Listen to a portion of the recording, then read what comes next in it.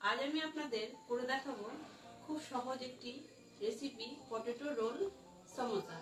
অনেকেই বলে থাকেন রোল নাকি ঠিকঠাক মতো ফোলে না, বা ভেতরে যে রোলের ভেতরে যে স্টাফিংটা দেওয়া হয় সেটা নাকি ঠিকঠাক মতো বাইন্ডিং না হওয়ার জন্য বাইরে বেরিয়ে আসে। আজ আমি সেটাই খুব সহজে কিভাবে করা যায় এক একটা স্টেপ বাই স্টেপ করে দেখাবো। আশা করছি আপনাদের ভিডিওটি ভালো লাগবে। তার আগে বলি, আমি কাকুলি, আপনারা দেখছেন রান্নাঘর ডায়েরি। চলুন তাহলে দেখে নিই কিভাবে তৈরি করবেন এই সহজ পদ্ধতিতে পটেটো রোল সমোসাটি। এই সমোসাটি বাইরের থেকে কিন্তু খুব মুচমুচে হবে আর ভেতর থেকেও কিন্তু খুব নরম। তো চলুন দেখে নিই কিভাবে তৈরি করবেন এই পটেটো রোল সমোসার সহজ রেসিপিটি। আমি এখানে একটা বোল নিয়ে নিচ্ছি। এর মধ্যে আমি দিয়ে দেবো আমাদের রোল বানানোর জন্য যে ময়দার ডোটা তৈরি করতে হবে। এখানে 1.5 কাপ ময়দা নিয়েছি, সেটা দিয়ে দিচ্ছি। এবার আমি দিয়ে দেবো 1 চিমটে লবণ, দিয়ে দিচ্ছি সাদা তেল। এটা ময়ানের জন্য দেব, খুব বেশি ময়ান দেব না। এবার লবণ আর তেল দিয়ে ময়দাটাকে একটু ভালো করে ময়ান দিয়ে নিতে হবে। ততক্ষণ ময়ান দিতে হবে যতক্ষণ না একটা শক্ত ডোর মতো তৈরি হবে। আমি দেখিয়ে দিচ্ছি। দেখুন, খানিকক্ষণ ময়ান দেওয়ার পরে ময়দাটা আমার এরকম মুঠো করলে ভেঙে যাচ্ছে না, তার মানে বুঝতে হবে ময়ানটা ঠিকঠাক আছে। এর মধ্যে আমি দিয়ে দিচ্ছি জোয়ান। আপনারা এখানে কালো জিরাও অ্যাড করতে পারেন, যেহেতু জোয়ানের সেন্ট আমার বেশি ভালো লাগে তাই আমি এখানে জোয়ান দিলাম। এবার ময়দার মধ্যে দিয়ে দিচ্ছি জল। জলটা একবারে দেবেন না, অল্প অল্প করেই দিতে হবে। খুব বেশি নরম হবে না ডোটা, আবার খুব বেশি শক্তও হবে না। দেখুন ময়দাটা আমার কত সুন্দরভাবে মাখা হয়ে গেছে। রান্না তো আমরা সবাই করে থাকি, কিন্তু রান্নার মধ্যে কিছু কিছু ছোট ছোট টিপস থাকে যেগুলো জানলে কিন্তু রান্নাটা হতে পারে সত্যিই ম্যাজিক। তাহলে এবার আমি ময়দাটাকে একটু রেস্টের জন্য রেখে দেবো। এরপর আমি এই ময়দার ভেতরে যে স্টাফিংটা দেব সেটা রেডি করে নেব। এখানে আমি স্টাফিংটা তৈরির জন্য একটা বোল নিয়ে নিয়েছি। দিয়ে দিচ্ছি এখানে আলু সেদ্ধ করে রাখা। এখানে আমার আলুটা কিন্তু পুরো ম্যাশ করা হয়ে গেছে। এবার এখানে আমি দিয়ে দেবো একটা সেদ্ধ ডিম। এটাকে একটু গ্রেট করে দিয়ে দেবো। এখানে কেউ যদি মনে করেন আপনারা পনিরও ব্যবহার করতে পারেন। এখানে দিচ্ছি পেঁয়াজ কুচো, যেটা এখানে হাফ পেঁয়াজ আছে, এটা কুচো করে রেখেছি আমি, সেটা দিয়ে দিচ্ছি। দিয়ে দিচ্ছি লঙ্কা কুচো, কাঁচা পাকা লঙ্কা আমি মিশিয়ে নিয়েছি। এখানে 4 থেকে 5টা রসুন আছে, সেটা আমি কুচো করে নিয়েছি। এখানে দিয়ে দিচ্ছি একটু পুদিনা পাতা। এখানে আপনারা কাসুরি মেথি বা ধনিয়া পাতাও ব্যবহার করতে পারেন। আর দিয়ে দিচ্ছি এখানে জিরে গুঁড়ো, ধনিয়া গুঁড়ো, এখানে সব 1 চামচ করেই আছে। দিয়ে দিচ্ছি গরম মশলা গুঁড়ো, দিয়ে দিচ্ছি এখানে 1 চামচ চিলি ফ্লেক্স। ঝালটা যে যেরকম খাবেন সেই অনুপাতেই দেবেন। এবার আমি হাত দিয়েই আলুর সাথে সব মশলাগুলো ভালো করে মেখে নেব।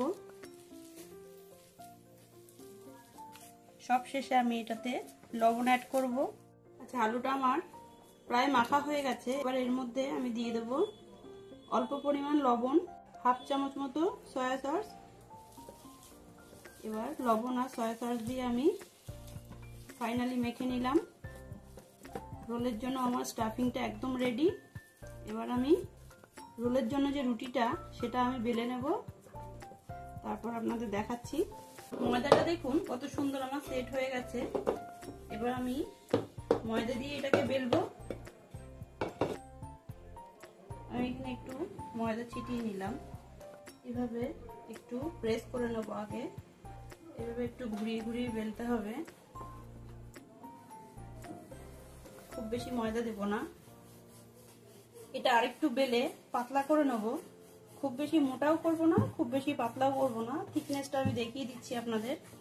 ময়ানটা ঠিকঠাক হয়েছে বলেই রুটিটা কিন্তু বেলার সময় কোথাও ফেটে যাচ্ছে না। এগুলো একটু খেয়াল রাখতে হবে।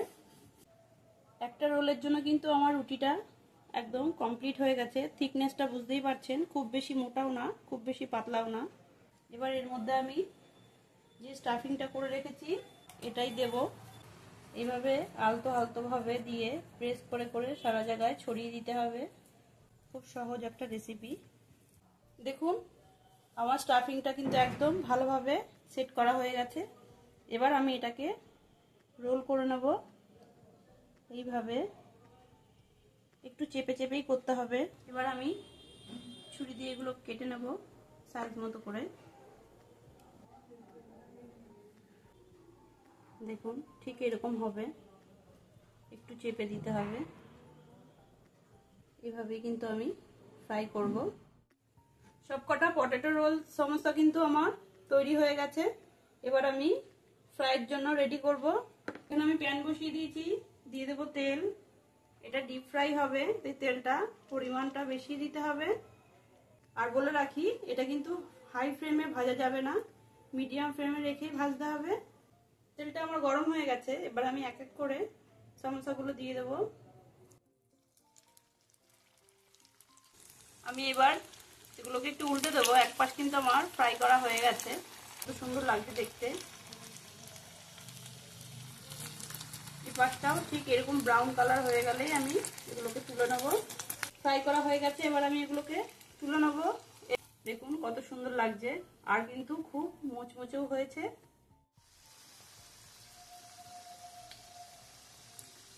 পটেটো রোল সমোসা আমার ফ্রাই করা হয়ে গেছে। কতটা ক্রিস্পি হয়েছে আমি একটা ভেঙে আপনাদের দেখাচ্ছি।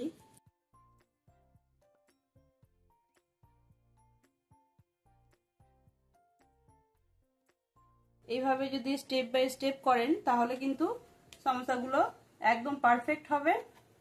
আশা করছি আপনাদের ভিডিওটি ভালো লেগেছে। যদি ভিডিওটা ভালো লেগে থাকে লাইক করবেন, কমেন্টস করবেন, আর কি ধরনের ভিডিও আপনারা দেখতে চান সেটাও আমাকে অবশ্যই জানাবেন। আর সাবস্ক্রাইব করে রান্নাঘর ডায়েরি চ্যানেলটির পাশে থাকতে হবে। যারা ফেসবুক থেকে দেখছেন আমার পেজটাকে ফলো করে দেবেন। সবাই ভালো থাকবেন, সুস্থ থাকবেন। দেখা হচ্ছে এরকমই নিত্য নতুন আরো অনেক স্ন্যাক্স বা অন্যান্য রেসিপির সাথে।